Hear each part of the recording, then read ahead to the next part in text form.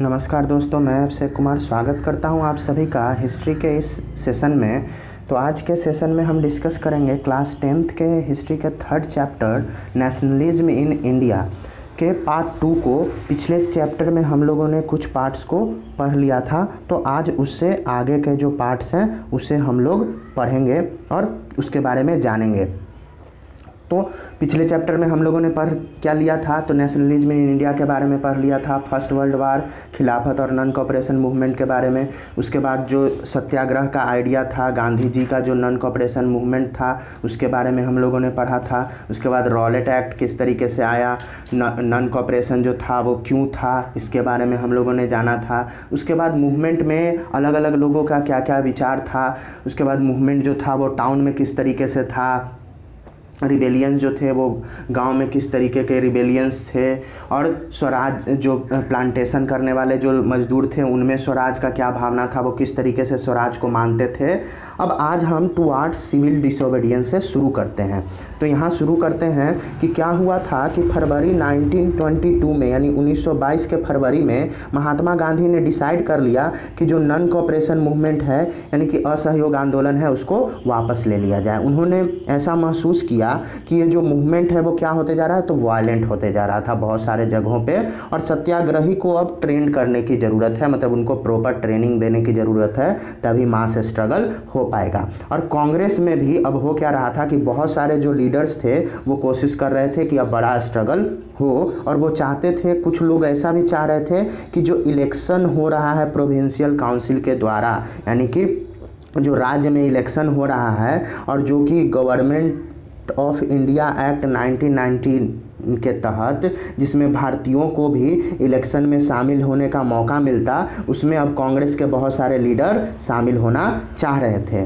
उनका सोचना था कि क्या करें कि जब तक इलेक्शन में वो शामिल नहीं होंगे तब तक ब्रिटिश के पॉलिसीज़ को वो अपोज नहीं कर सकते हैं, और वो ऐसा भी एग्री कर रहे थे कि जो काउंसिल है वो ट्रूली डेमोक्रेटिक नहीं है, तो जब तक हम उसमें शामिल नहीं होंगे तब तक ये कैसे कर पाएंगे। तो इसी कारण से CR दास और मोतीलाल नेहरू, यानी चित्तरंजन दास और मोतीलाल नेहरू ने कांग्रेस के अंदर ही एक स्वराज पार्टी का गठन किया, और वो पॉलिटिक्स, अब इसके कारण क्या हुआ कि भारतीय पॉलिटिक्स में नया चेंजिंग आया। लेकिन जो यंगर लीडर्स थे, जैसे कि जवाहरलाल नेहरू हो गए, सुभाष चंद्र बोस हो गए, उन्होंने क्या किया कि उनको फुल इंडिपेंडेंस चाहिए था। वो ऐसा नहीं चाहते थे कि जो पॉलिटिक्स हो उसमें कुछ अंग्रेज भी रहें और हम भी शामिल हों।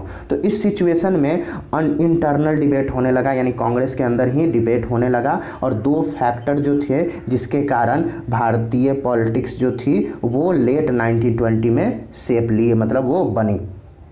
फर्स्ट जो थे वो चाहते थे, वो किस कारण से हुआ, तो वर्ल्ड वाइड इकोनॉमिक डिप्रेशन हो रहा था, यानी कि पूरे विश्व में आर्थिक तनाव आ गया था, मतलब क्या हुआ था कि कमी हो गई थी आर्थिक रूप से। तो ऐसा क्यों हुआ था, क्योंकि एग्रीकल्चर प्राइस था, यानी कृषि से जो उत्पादन होता था वो 1926 में गिर गया था और बिल्कुल कोलैप्स हो गया 1930 के बाद। और जब डिमांड हुआ एग्रीकल्चर गुड्स का वो गिरने लगा, एक्सपोर्ट जो थे, जो निर्यात होते थे वो भी घटने लगे, तो जो किसान थे, पीजेंट्स जो थे, उनको बहुत ही मुश्किल हो रहा था अपने जो हार्वेस्ट से जो फसल से उसको बेचने पर, और वो अब रिवेन्यू यानी कि राजस्व भी नहीं दे पा रहे थे। और 1930 तक कंट्री साइड में क्या हुआ, यानी कि गांव में हंगामा लोग करने लगे, क्योंकि उनका जो फसल था वो नहीं बिक पा रहा था, इसलिए वो उन्होंने हंगामा करना शुरू कर दिया। और इन सब से मिल कर के ब्रिटेन में एक सिचुएरी कमीशन ने क्या किया कि एक नया टॉरी गवर्नमेंट का स्थापना कर दिया इंडिया के लिए। और किनके, मतलब उसका जो नेतृत्व कौन कर रहे थे, तो सर जॉन साइमन।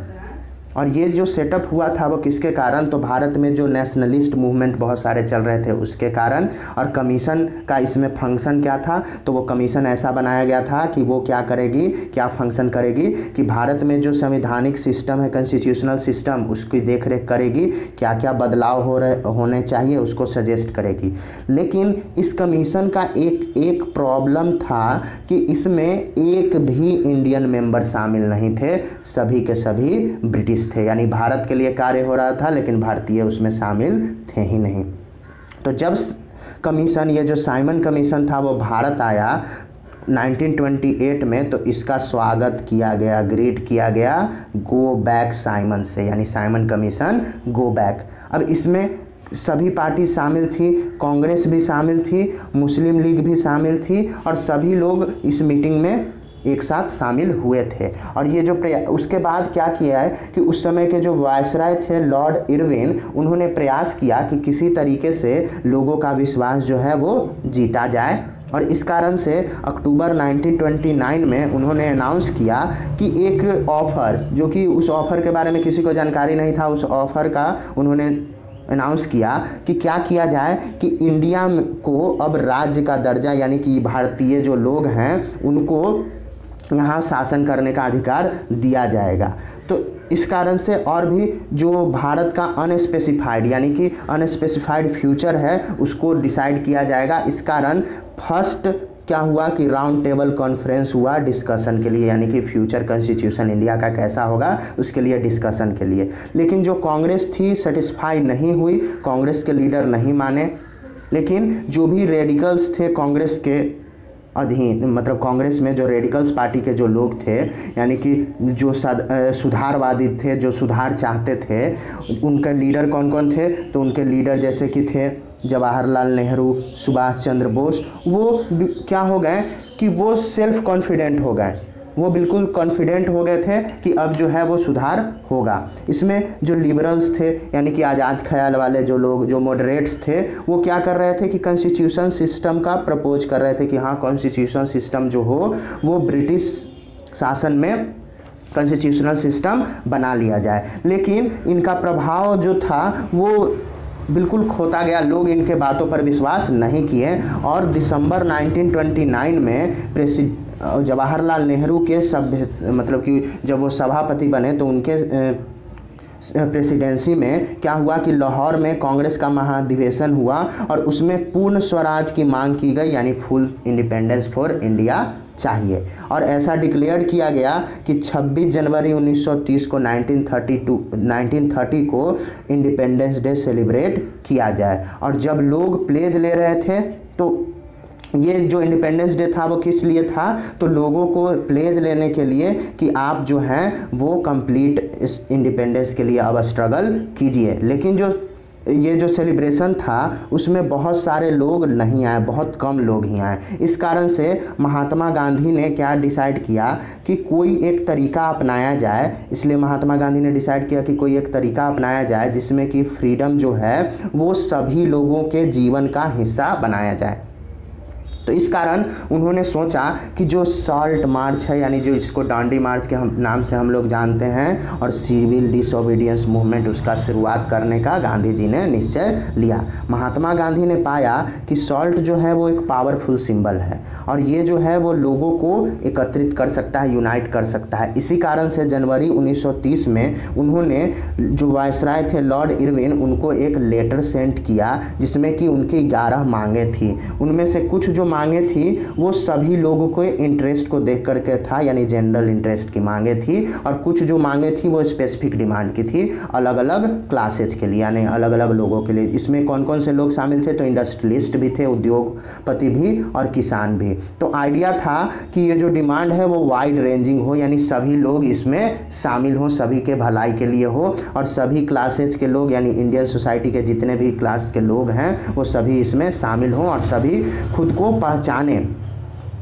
और सभी लोगों को एक छत्र छाया के नीचे, यानी एक यूनाइटेड कैंपेन के नीचे लाना था। इस जो लेटर था उसका उद्देश्य बहुत सारी जो इसमें डिमांड थी, उनमें सबसे एक प्रमुख डिमांड था साल्ट टैक्स को हटाना, यानी जो नमक कानून है उसको हटाना। तो साल्ट जो है वो एक ऐसा चीज़ है जिसको कि गरीब और अमीर दोनों जो है वो एक जैसा कंज्यूम करते हैं, एक जैसा उपयोग करते हैं, और ये हमारे फूड का इसेंशियल आइटम है। इसलिए अब जो टैक्स लगाया गया था नमक पे, ये गवर्नमेंट का क्या दिखाता था? तो एकाधिकार दिखाता था, यानी कि अब गवर्नमेंट क्या कर रही है कि एकाधिकार दिखा रही है इसके प्रोडक्शन पे, नमक के प्रोडक्शन पे। तो महात्मा गांधी ने डिक्लेयर किया कि अब क्या किया जाए कि ब्रिटिश का ये जो रूल है साल्ट रूल, उसका लोग विरोध करें। महात्मा गांधी ने अपने लेटर में एक तरीका अपनाया था, यानी कि सरकार को एक अल्टीमेटम भेजा था कि यदि उनका डिमांड जो है वो पूरा नहीं किया गया 11 मार्च से, ऐसा लेटर में लिखा गया था, तो कांग्रेस जो है वो सिविल डिसोबीडियंस का कैंपेन चलाएगी। अब जो इरविन था वो इस बात को सहमत नहीं था, मानने को तैयार नहीं था, तो इसलिए महात्मा गांधी ने अपना फेमस साल्ट मार्च शुरू किया, जिसमें कि उनके 78 वॉलेंटियर शामिल थे। ये मार्च जो था वो 240 मील का था, जिसमें गांधी जी के आश्रम साबरमती से लेकर के गुजरात का जो तटीय शहर दांडी तक ये यात्रा थी, जिसमें वॉलेंटियर ने कितना दिन चला, तो 24 दिन उन्होंने यात्रा किया था और 10 माइल प्रतिदिन, यानी टोटल 240 माइल हो गया। और जिसमें हजारों लोग गांधी जी के बातों को सुनने आए, जब भी वो जहाँ भी रुकते थे, और वो बताते थे, वो लोग पूछते थे उनसे, और गांधी जी बताते थे कि स्वराज का क्या मतलब है और किस तरीके से शांतिपूर्वक ब्रिटिश को हम लोग हरा सकते हैं। और 6 अप्रैल को जब वो पहुँचे कहाँ, दांडी में, तो एक सेरेमनी हुआ जिसमें कि उस कानून को तोड़ा गया और नमक बनाया गया, सी वाटर को बॉयल करके, सी वाटर को उबाल करके नमक बनाया गया। ये जो था वो सिविल डिसोबीडियंस मूवमेंट का एक तरीके से शुरुआत था। और किस तरीके से ये मूवमेंट जो था नॉन कॉपरेशन मूवमेंट से ये कैसे अलग था, लोग जो थे वो उसे क्यों अब कॉपरेशन को रिफ्यूज, केवल कॉपरेशन को ही रिफ्यूज करने के लिए नहीं कहा जा रहा था, यानी कि अब जो है आप ब्रिटिश को सहयोग ही नहीं कीजिए, बल्कि आप क्या कीजिए कि ब्रिटिश जैसा आपने 1921-1922 में किया था कि कॉलोनियल जो नियम बनाए हैं उनको आप अब तोड़िए भी। जिसमें क्या हुआ कि हजारों लोग अलग अलग पार्ट से, यानी कंट्री के अलग अलग पार्ट से नमक कानून को तोड़े, उन्होंने नमक बनाया खुद से, और सरकार के जो फैक्ट्रीज थी, साल्ट फैक्ट्रीज, उसी के सामने नमक बनाया। और जैसे ये मूवमेंट स्प्रेड होने लगा तो विदेशी जो कपड़े थे उनका भी बाइकआउट होना शुरू हो गया, जो लिक्वर शॉप्स थे, यानी कि जो शराब की दुकानें थी, उनका भी विरोध होना शुरू हो गया। और लेकिन जो किसान थे, अब जो किसान थे, पीजेंट्स थे, उन्होंने भी रिफ्यूज कर दिया कि अब राजस्व नहीं दिया जाएगा, चौकीदारी टैक्स जो है वो नहीं दिया जाएगा। और जो ग्रामीण ऑफिशियल थे, यानी गांव में जो लोग थे जिनको कि टैक्स वसूलने के लिए बनाया गया था, वो लोग भी रिजाइन करना शुरू कर दिए। बहुत सारे प्लेसेस पे जो फॉरेस्ट लोग थे उन्होंने जो जंगली कानून था उसको भी मानने से मना कर दिया। रिजर्व फॉरेस्ट थे, वहाँ वो लोग जाने लगे लकड़ियाँ इकट्ठा करने, अपने मवेशी को चराने। अब इन सब विकास से जो कॉलोनियल गवर्नमेंट थी वो वॉरिड हो गई, चिंतित हो गई, और वो क्या करने लगी कि अरेस्ट करना शुरू कर दी कांग्रेस लीडर को एक एक करके, जिसके कारण बहुत जगह वायलेंट क्लैशेज हुए बहुत जगहों पर। और जब अब्दुल गफ्फार खान, जो कि महात्मा गांधी के एक अनुयायी थे, उनको अरेस्ट किया गया अप्रैल 1930 में, तो जो क्रोधित भीड़ थी वो पेशावर शहर, जो कि अभी पाकिस्तान में है, वहाँ गलियों में इकट्ठी हो गई। और जो आर्म्ड कार्स थे, यानी कि जो सेना की जो कार्स थी, उससे वो लोग उसको फेस करना पड़ा, पुलिस के फायरिंग को लोगों को फेस करना पड़ा, और बहुत सारे लोग इसमें मारे गए। 1 महीना बाद जब महात्मा गांधी को भी अरेस्ट कर लिया गया, तो जो भी सोलापुर के इंडस्ट्रियल वर्कर्स थे, उन्होंने police post, municipal building, law courts, railway station, जितने भी चीज़ जो उनको लगता था कि ये ब्रिटिश को दर्शाता है, ब्रिटिश का सिंबल है, सब पर अटैक कर दिया। और जो फ्राइटेंड गवर्नमेंट थी, जो डरी हुई सरकार थी, उन्होंने बहुत ही निर्दयी पूर्वक इनके खिलाफ अत्याचार किया। अब पीसफुल जो सत्याग्रही थे, शांतिपूर्वक जो सत्याग्रह कर रहे थे, उन पर अटैक किया गया, महिलाओं और बच्चों को पीटा गया, और लगभग 1 लाख लोगों को अरेस्ट हिरासत में ले लिया गया। इस सिचुएशन में महात्मा गांधी एक बार फिर डिसाइड किए कि क्या है कि मूवमेंट जो है उसको वापस ले लिया जाए, और एक समझौता उन्होंने किया इरविन से। कब? तो 5 मार्च 1931 को। और इसको गांधी इरविन पैक्ट के नाम से जाना जाता है, यानी गांधी इरविन समझौता के नाम से, जिसमें गांधी जी जो थे वो पार्टिसिपेट किए थे राउंड टेबल कॉन्फ्रेंस में, और कांग्रेस जो थी वो बाइकआउट की थी फर्स्ट जो राउंड टेबल कॉन्फ्रेंस हुआ था उसका। लेकिन इसमें सेकंड राउंड टेबल में उन्होंने पार्टिसिपेट किया लंदन में, और गवर्नमेंट जो थी वो एग्री हो गई थी कि जो भी राजनीतिक जो प्रिजनर्स हैं, जो कैदी हैं, उनको छोड़ दिया जाएगा। लेकिन हुआ क्या कि दिसंबर 1931 में जब गांधी जी गए लंदन इस कॉन्फ्रेंस में हिस्सा लेने, तो ये जो नेगोशिएशन था, मतलब जो संगठन हो रहा था, उसको ख़त्म कर दिया गया और वो उदास होकर के यानी डिसअपॉइंट होकर के वापस लौट आए। जैसे ही वो भारत में आए तो उन्होंने देखा कि जो नया साइकिल, मतलब अब जो ब्रिटिश गवर्नमेंट है वो नया तरीका अपना रही है। गफ्फार खान और जवाहरलाल नेहरू दोनों को जेल में डाल दिया गया है, और जो कांग्रेस थी उसको इलीगल घोषित कर दिया गया था, यानी गैर कानूनी। और बहुत सारे मेजर्स, बहुत सारे उपाय वो लोग अपना रहे थे कि जो मीटिंग हो वो ना हो, लोग जो हों वो बाइकआउट कर रहे हैं, सामानों का वो ना करें, और जिसके कारण महात्मा गांधी ने फिर से सिविल डिसोबीडियंस मूवमेंट का शुरुआत कर दिया। और 1 साल से ज़्यादा भी नहीं हुआ था और मूवमेंट जो है फिर से शुरुआत हो गया। लेकिन 1934 में ये क्या किया कि मोमेंटम अपना खो दिया। अब किस तरीके से जो पार्टिसिपेंट्स थे इस मूवमेंट में, जो भाग लेने वाले लोग थे, वो अपने आप को देखते थे। तो हाउ पार्टिसिपेंट्स सा द मूवमेंट, या मूवमेंट को वो किस तरीके से देखते थे। तो अब देखेंगे कि अलग अलग जो ग्रुप्स के लोग हैं वो सिविल डिसोबीडियंट मूवमेंट में कैसे पार्टिसिपेट करते थे, उनका ज्वाइन होने का क्या कारण था, क्यों वो ज्वाइन हुए थे इस मूवमेंट से, उनका क्या आइडिया था, और स्वराज का मतलब उनके लिए क्या था। तो गाँव में जो अमीर पीजेंट्स कम्युनिटीज़ थी, जैसे कि पाटीदार हो गए, गुजरात के जाट हो गए, उत्तर प्रदेश के, वो एक्टिव थे इस मूवमेंट में, क्योंकि वो क्या करते थे कि कॉमर्शियल क्रॉप जो होता है उसको प्रोड्यूस करते थे, और ट्रेड डिप्रेशन के कारण और उनका दाम कम होने के कारण उनको बहुत ज़्यादा क्या हो रहा था कि मुश्किल हो रही थी। और जैसे कैश इनकम उनका जो है वो गायब हो गया था, तो उनको अब क्या कर रहे थे कि गवर्नमेंट को जो राजस्व वो पे करते थे वो भी पे करना उनके लिए काफ़ी मुश्किल हो गई थी। और गवर्नमेंट ने क्या किया कि जो राजस्व का वो लोग बोल रहे थे कि कम किया जाए, उसका गवर्नमेंट ने रिफ्यूजल कर दिया, मतलब उसे नहीं माना। तो इस कारण जो रिच पीजेंट्स थे, जो अमीर जो किसान थे, उन्होंने सिविल डिसोबीडियंस मूवमेंट का सपोर्ट किया। किस कारण से? तो रेवेन्यू को रिड्यूस करने के कारण से। उसके बाद उन्होंने कम्युनिटीज मतलब ऑर्गेनाइज करने शुरू कर दी, और टाइम्स फोर्सिंग मतलब समय के साथ वो लोग क्या किए कि लोगों को इसमें एकत्रित होने के लिए कहें, जो मेंबर्स थे उनको, कि आप बाइकआउट प्रोग्राम में शामिल हुई। और वो लोग किए क्या कि अब फाइट करने लगे स्वराज के लिए।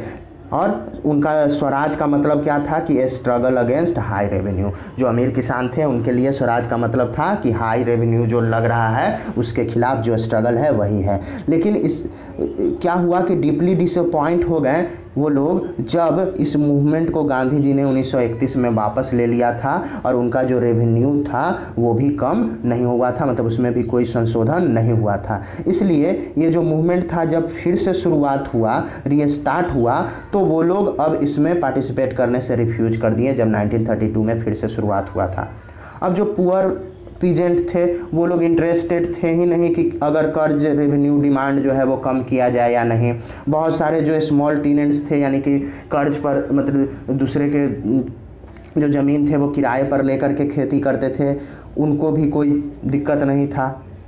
अब क्या हुआ कि डिप्रेशन जो था वो जारी रहा और उनका जो इनकम था वो घटते गया, कैश इनकम। तो स्मॉल टेनेंट्स जो थे, यानी कि जो किराए पर खेती करते थे, अब उनको रेंट पे करना भी बहुत मुश्किल होने लगा। अब वो लोग चाहते थे कि अनपेड रेंट हो, यानी कि रेंट उन्हें नहीं देना पड़े, लैंडलॉर्ड को यानी ज़मींदारों को उनको रेंट नहीं देना पड़े। इसलिए बहुत सारे रेडिकल मूवमेंट में, यानी कि जो उनका क्षेत्रीय जो मूवमेंट था उनमें वो लोग शामिल हुए। और उनका लीड कौन कर रहे थे? तो सोशलिस्ट और कम्युनिस्ट उनका लीड कर रहे थे। जो छोटे किसान थे उनका, जो टेनेंट किसान थे उनका।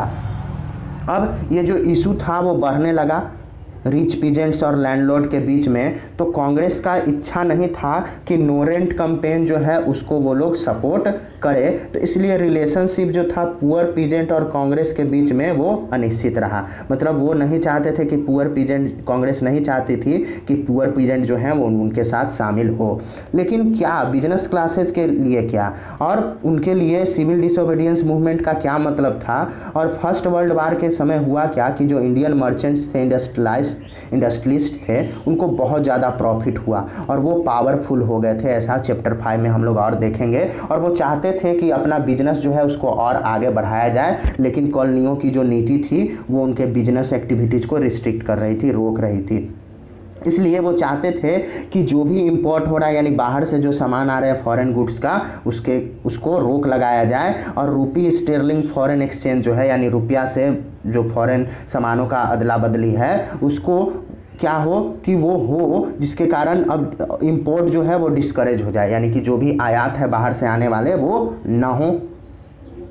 अब बिजनेस इंटरेस्ट को ऑर्गेनाइज कराने के लिए उन्होंने क्या किया कि Indian industrial and commercial Congress की स्थापना की 1920 में, और federation of the Indian chamber of commerce and industrial यानी फिक्की की उन्होंने स्थापना की। कब? तो 1927 में। और इसका लीड कौन कर रहे थे? तो उस समय के जाने माने उद्योगपति पुरुषोत्तम ठाकुर दास और जीडी बिरला। और इनका मांग था कि इंडस्ट्रियलिस्ट जो हैं वो कॉलोनियल कंट्रोल पर अटैक करें, जिसके कारण इंडियन इकोनॉमी जो है उसमें सुधार आएगा। और इस कारण से उन्होंने सिविल डिसोबीडियंस मूवमेंट का समर्थन कर रहे थे वो लोग, जब पहली बार उसको लागू किया गया था।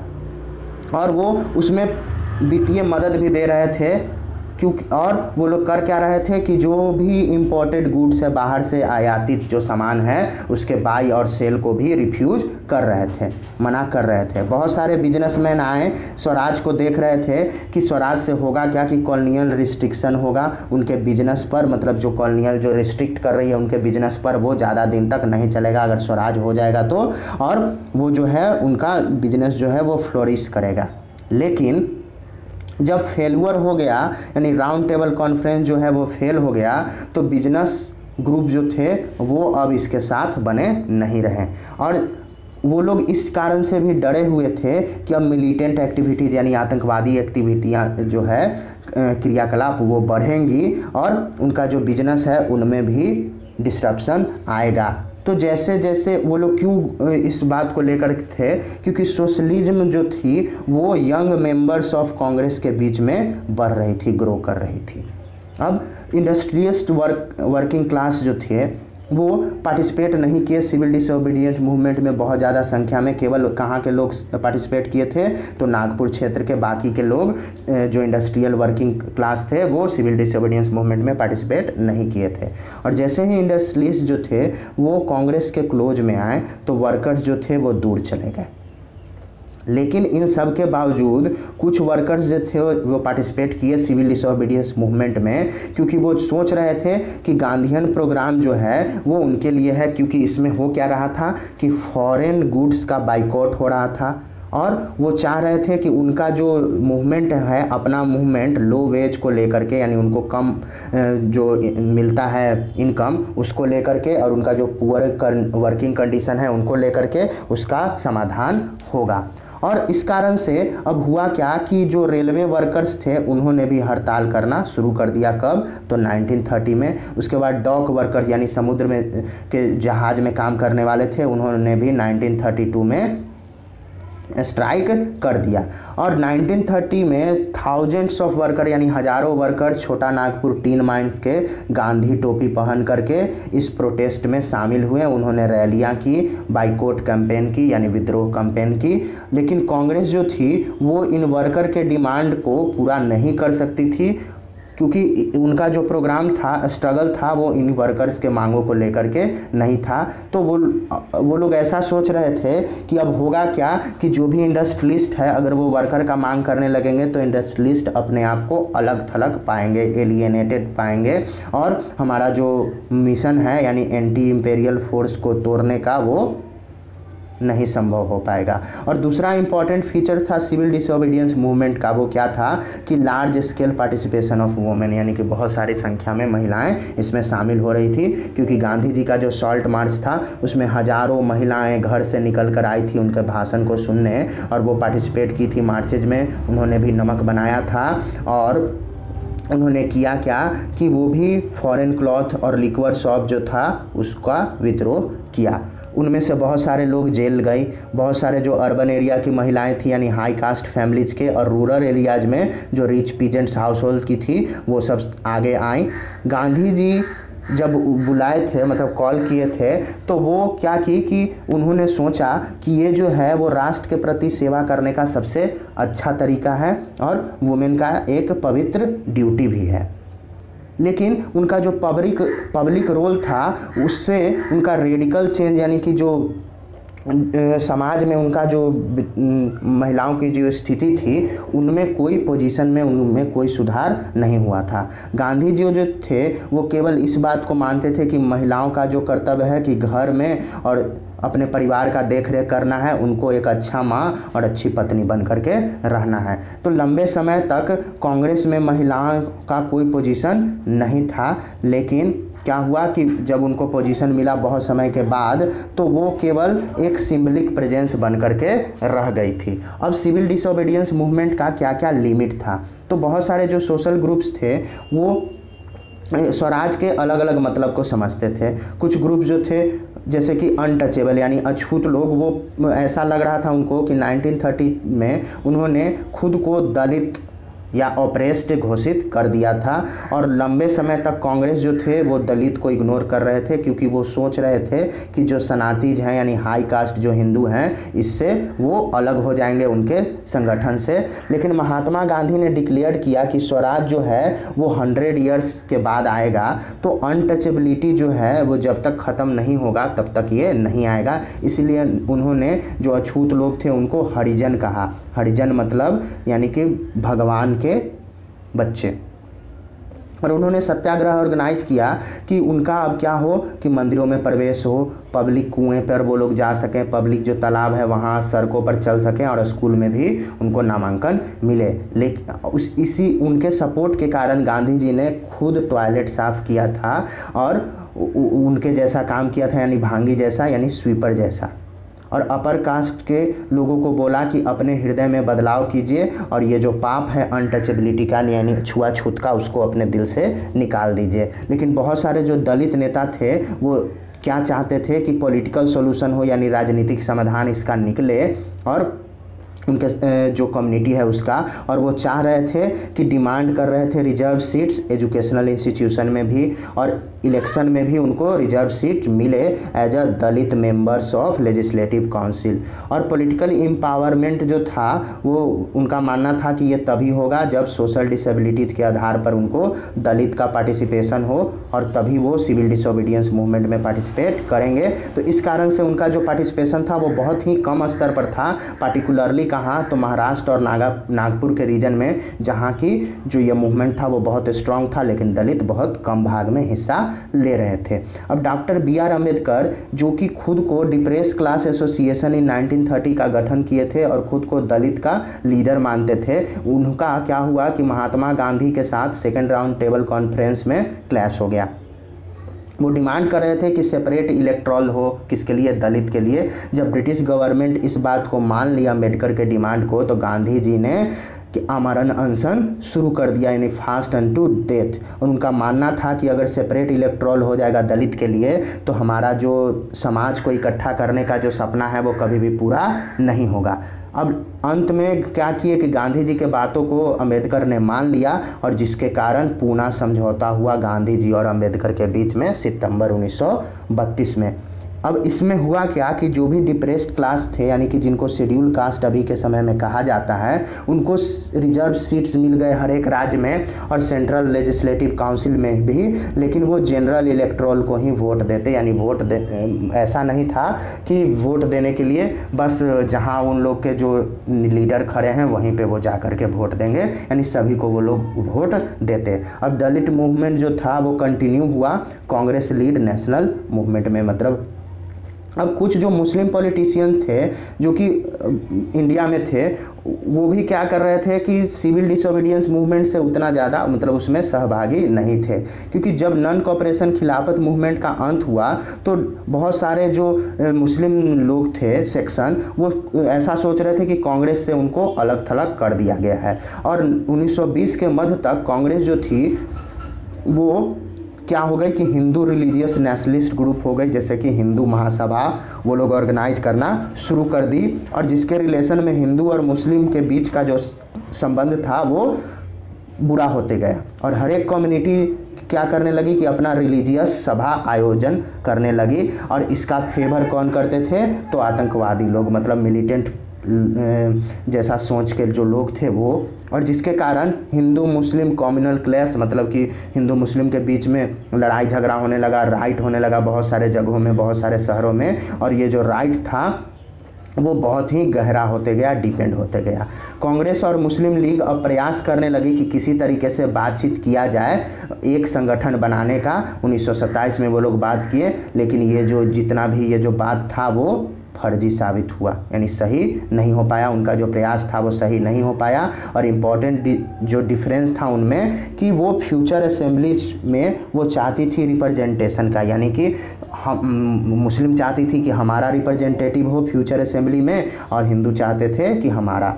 तो इस कारण से मोहम्मद अली जिन्ना जो कि एक मुस्लिम लीग के नेता थे जिन्ना, उनके इच्छा था कि सेपरेट इलेक्ट्रॉल उनको भी चाहिए, खास करके मुस्लिम के लिए रिजर्व सीट चाहिए सेंट्रल असेंबली में। और जैसे कि बंगाल में जो मुस्लिम डोमिनेशन, मुस्लिम का ज़्यादा जगह है, मतलब जो अभी ईस्ट बंगाल है बांग्लादेश, वहाँ पे मुस्लिम बहुल इलाका है। और पंजाब में भी उनको क्या किया जाए कि रिप्रेजेंट करने का मौका दिया जाए।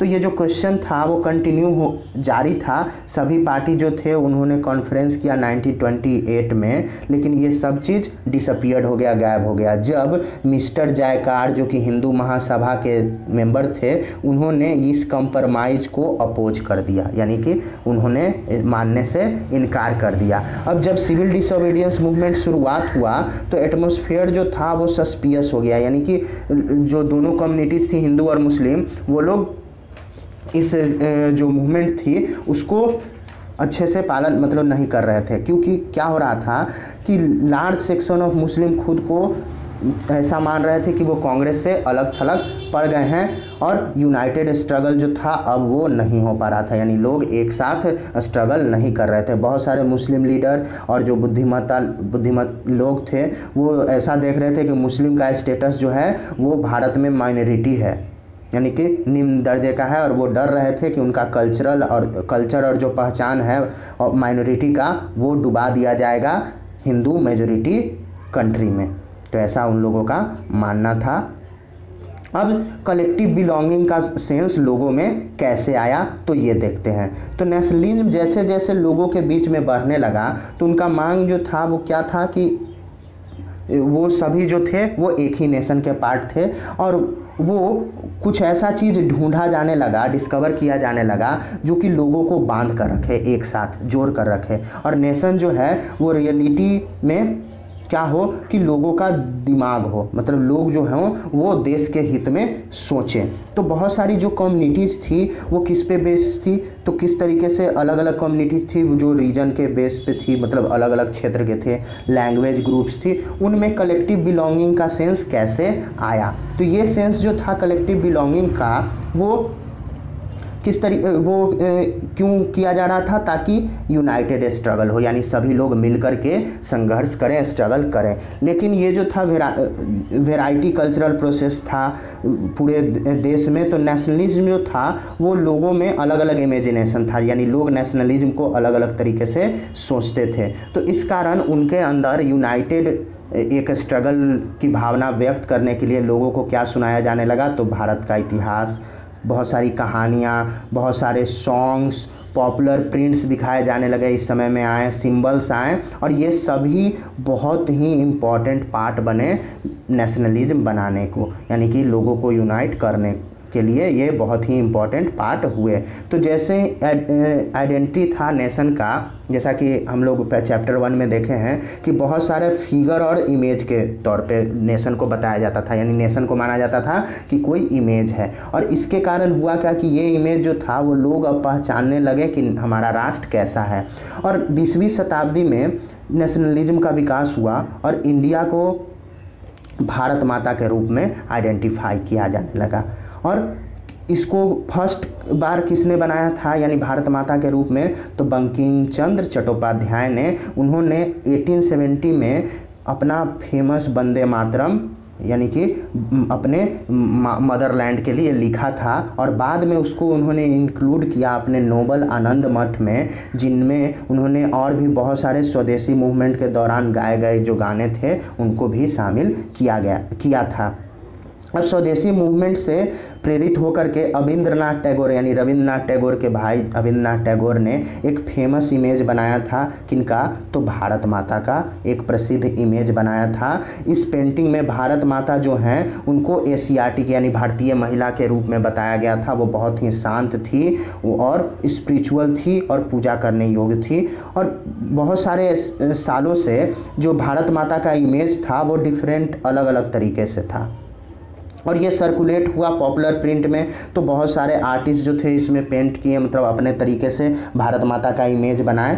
तो डिवोशन जो था वो मदर फिगर का, जिसके कारण एक नेशनलिज्म का भावना लोगों में आया कि वो क्या कर रहे हैं कि अपने माँ का पूजा कर रहे हैं। और आइडिया जो था नेशनलिज्म का वो भी लोगों के बीच में डेवलप हुआ। और मूवमेंट जो था वो किस अनुसार अब चल रहा था, तो इंडियन फोल्कलोर यानी भारतीय कहानी लोगों को सुनाया जा रहा था। और अंतिम 19वीं सेंचुरी में नेशनलिज्म जो था वो फोल्क टेल्स यानी कहानियों के द्वारा लोगों में के बीच में प्रसारित किया जाने लगा, कथाओं के द्वारा गाँव में, और जिसके कारण वो लोग इकट्ठे होने लगे। लीजेंड्स जो थे उस समय के, उनके बारे में कहानियाँ सुनाई जाती थी। और ये जो टेल्स थी, जो कहानियाँ थी, वो ट्रू पिक्चर बताती थी अपने ट्रेडिशनल कल्चर के बारे में, और किस तरीके से हमारे देश में करप्शन हुआ है और कैसे हमारे जो बाहर से आने वाले जो ताकतें हैं वो हमारी जो ट्रेडिशन है उसको डैमेज कर रही है। ये सब बताया जाता था इन कहानियों में। और ये उनको ये भी बताया जाता था कि हमारा जो फोक ट्रेडिशन है उसको किस तरीके से प्रिजर्व करना है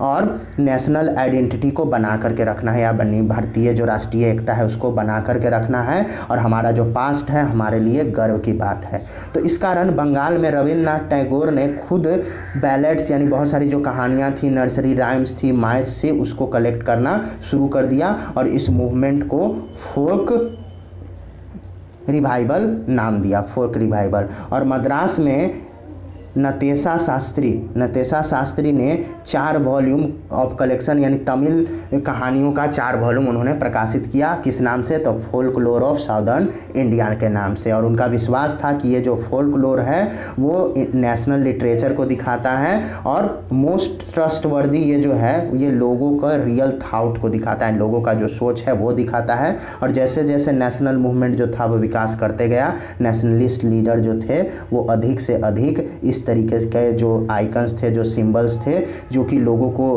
यूनिफाई कर रहे थे, एकत्रित कर रहे थे, उसको जो लीडर्स थे वो लोग मानने लगे, और उन लोगों के बीच में नेशनलिज्म की भावना उत्पन्न होने लगी।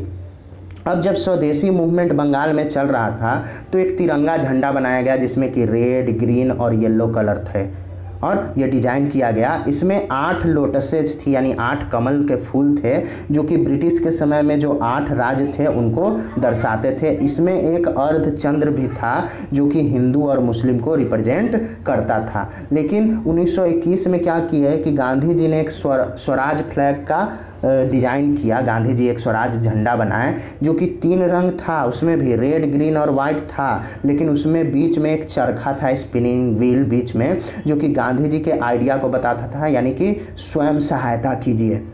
ये फ्लैग को लेकर के लोग ऊपर उठा करके क्या करते थे कि मार्च में चलते थे, और ये उनके लिए एक सिंबल था डिसओबीडियंस का, यानी कि ये वो कर क्या रहे हैं कि डिफेंस कर रहे हैं, यानी कि डिसओबीडियंस कर रहे हैं, सरकार के नियमों का पालन नहीं कर रहे हैं। दूसरा तरीका था कि किस तरीके से नेशनलिज्म का फीलिंग लोगों में किया जाए कि हिस्ट्री को बता करके, इतिहास को।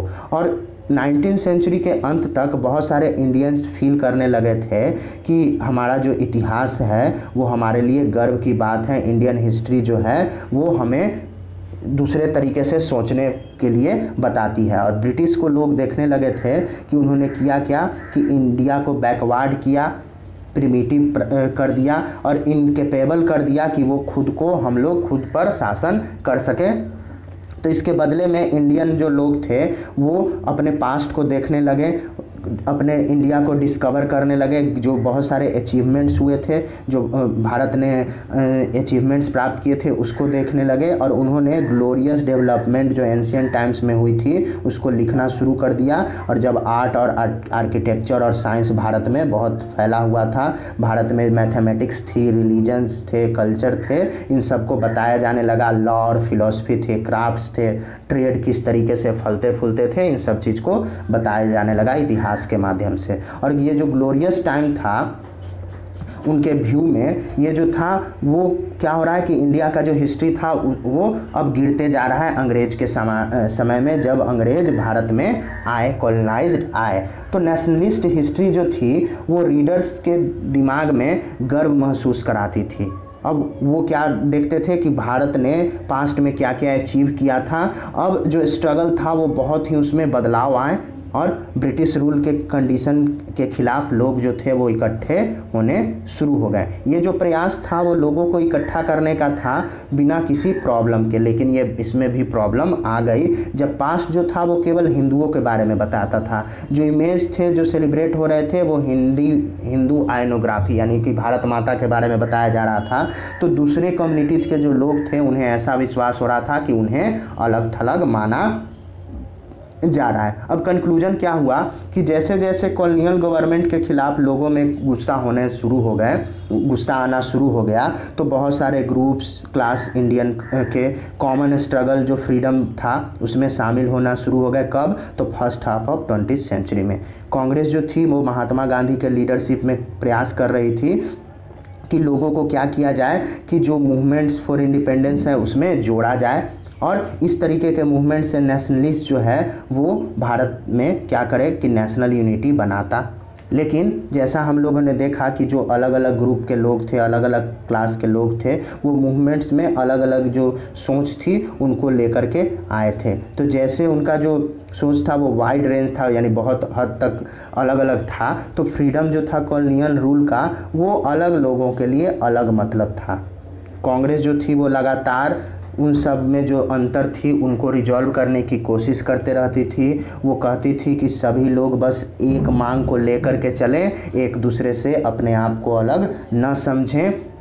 और इस तरीके से वो लोग चाहते थे कि जो यूनिटी है वो ना टूटे, लेकिन अलग अलग मांगों के कारण बहुत बार यूनिटी जो था वो ब्रोकन डाउन हो गया, टूट गया। और हाई पॉइंट क्या था कांग्रेस एक्टिविटी और नेशनलिस्ट यूनिटी का कि वो लोग क्या चाहते, इसी कारण मतलब लोगों में अलग अलग विचार होने के कारण बहुत बार उनके अपने ग्रुप में ही कॉन्फ्लिक्ट हुआ, वो डिसयूनिटी हो गए। और दूसरे शब्दों में कहा जाए कि इमर्जिंग जो नेशन था उसमें बहुत सारे वॉइस थे और सभी का बस एक मांग ये चीज़ तो था, फ्रीडम कॉलोनियल रूल से। तो इसी कारण क्या हुआ कि हमारा इंडिया जो है वो इंडिपेंडेंस हो गया।